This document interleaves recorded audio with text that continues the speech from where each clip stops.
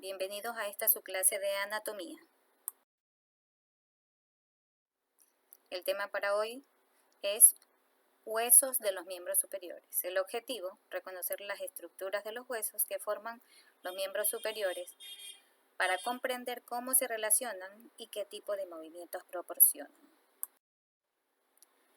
El miembro superior o extremidad superior está en nuestro cuerpo.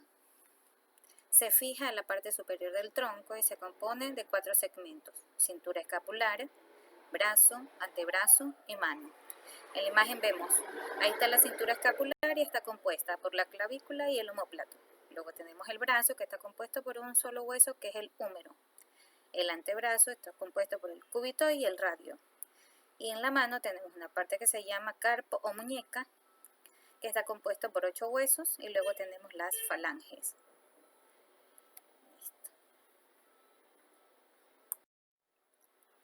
Entonces ya sabemos que el miembro superior está dividido en 4 estructuras: la cintura escapular, el brazo, el antebrazo y la mano. Entonces, la clavícula y la escápula o omóplato son 2 huesos, más el húmero, 3. El radio, más el cúbito, o también llamado ulna, ya van 5 huesos, más 8 que forman el carpo o la muñeca, 5 del metacarpo y 14 falanges, lo que nos da un total de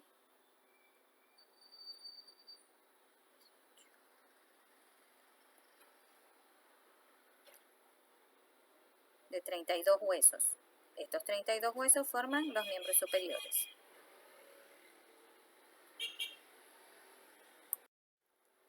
Ya, el primer hueso era la clavícula, que tiene una forma de una S, como podemos observar aquí en la imagen.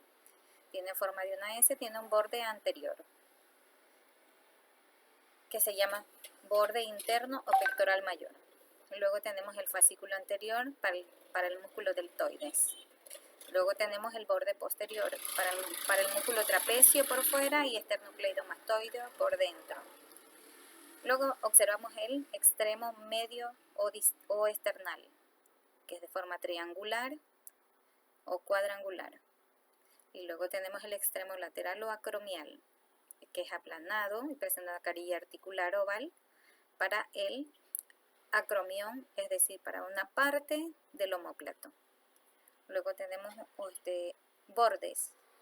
Entonces esta clavícula presenta un borde en donde se inserta la fascia clavículo-pectoral, que se encierra este músculo.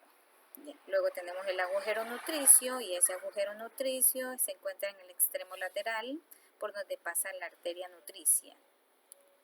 Luego tenemos la cara superior, que es plana, lisa en su cuerpo y es rugosa en sus 2 extremos por las curvaturas.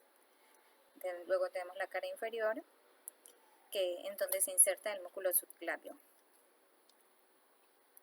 y otra serie de músculos que permiten el movimiento de esta parte de los hombros. Luego tenemos la escápula o omóplato, que presenta 2 caras, una anterior y una posterior. La anterior o costal, en donde observamos la fosa subescapular, y la posterior o dorsal, en donde está la fosa supraespinosa, fosa infraespinosa y el acromión. Aquí lo observamos, el acromión, y cada una de las fosas. Luego tenemos bordes, un borde superior en donde está la escotadura coracoide, un extremo lateral que se extiende desde el ángulo inferior y termina en la tuberosidad infraglenoide. Un borde interno formado por un ángulo cuyos vértices se unen a la extremidad interna de la espina de la escápula, esta parte de aquí. Y los ángulos, un ángulo externo o lateral en donde se encuentra la cavidad glenoidea, un ángulo interno o inferior que presenta rugosidades para inserciones musculares. Luego tenemos el primer hueso del brazo. Es un hueso largo denominado húmero, que presenta una torsión en su parte media con 2 extremidades articulares, una superior voluminosa denominada troquíter, en donde permite la rotación del brazo. La inferior, más aplanada, con 2 articulaciones, una para recibir la cabeza del radio y otra de carrete o polea que recibe al cúbito. Presenta también, estas extremidades superiores presentan sus partes, una cabeza del húmero que se articula en la cavidad glenoide del omóplato y está separada del troquíter y el troquín por un cuello anatómico. Aquí lo observamos, el cuello anatómico. Luego el troquíter presenta dos caras, una superior de inserción al músculo supraespinoso, la media inserción al músculo infraespinoso y la posterior inserta el músculo redondo menor. El troquín se inserta el músculo subescapular. El troquín y el troquíter están separados por la corredera bicipital.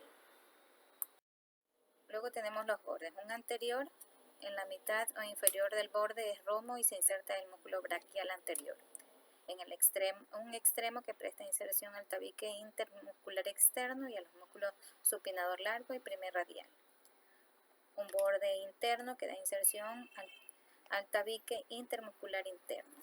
Tenemos dos caras, una externa y una interna. En la cara externa, que se ve por debajo de la parte media y percibe una cresta rugosa oblicua hacia arriba, que forma una V deltoide. La interna se notan en otra cara hacia arriba, en la parte superior, la corredera bicipital, y en la parte media la superficie rugosa producida por la inserción del coraco braquial. Luego tenemos los dos huesos que forman el antebrazo, que son el cúbito y el radio. El cúbito es un hueso par largo asimétrico, presenta un cuerpo con tres caras, anterior, posterior e interna. Tiene dos extremos, el extremo superior, más voluminoso, que presenta una apófisis llamada olecranon, y el extremo inferior, que presenta carillas articulares para el radio. Luego tenemos el radio, que es un hueso largo, par y asimétrico, menos voluminoso y más corto que el cúbito, formado por un cuerpo prismático triangular y presenta tres caras, una anterior, una posterior y una externa, dos extremos, uno superior y otro inferior. Ahora vamos a ver los huesos del carpo o de la muñeca. Este es un macizo de 8 huesos en cada miembro superior. Todos son pares asimétricos y cuboides. Sirven como conjunto para unir al antebrazo con la mano. Los huesos que lo forman se dividen en dos regiones. Se encuentran de afuera hacia adentro los huesos trapecio, trapezoide, hueso grande y hueso ganchoso. Estos que observamos aquí son los huesos de la muñeca. Ya, los huesos de la mano. Tenemos 19 huesos, 5 metacarpianos y 14 falanges. Los metacarpianos, 5 de cada mano, forman el esqueleto de la palma de la mano. Son huesos largos, pares y asimétricos, presentan un cuerpo prismático y unas extremidades. Por su extremidad superior o base se articulan con los huesos del carpo. Por su extremidad inferior o cabeza se articulan con las primeras falanges de cada uno de los dedos.